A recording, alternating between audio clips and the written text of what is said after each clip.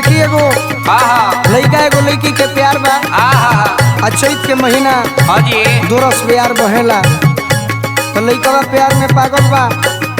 तो लड़किया के यहाँ फोन कैले बा कि देखो न जान बड़ा हमनी को पहाड़ा लागल बा बाप मतारी के मैं गार्जियन लोग पीछे पड़ल बा।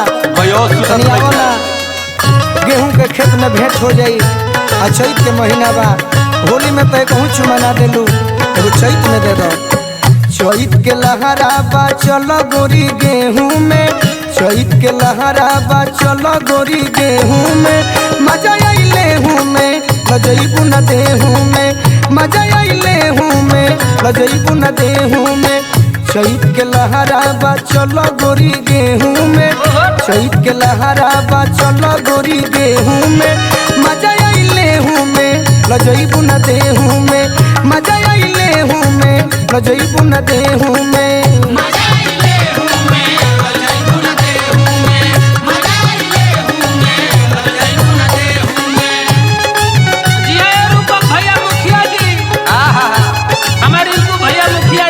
छोटे बाबा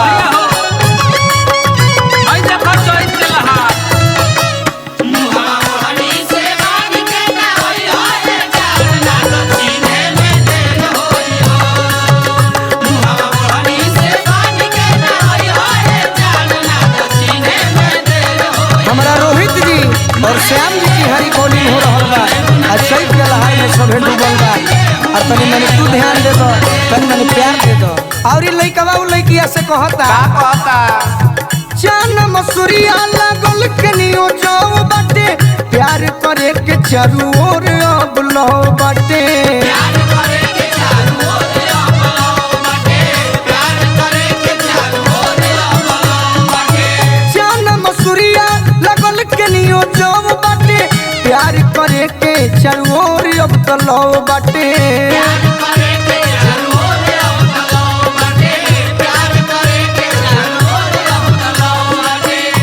प्यार तनिको देत नहीं खू खाली बुर्बक बनौले रहता रू। बुझाता कि धोखा दे बुकाए है चैत में। असरा को पानी मत फेरो। बिटू भाई चंदन भाई तू ध्यान दे चैत में। बनवले तू बाडू अने रहू में, बुर्बक बनवले तू बाडू अने रहू में, मजा आइले हूँ में लजैबू न देहू में, मजा आइले हूँ में लजैबू न देहू में।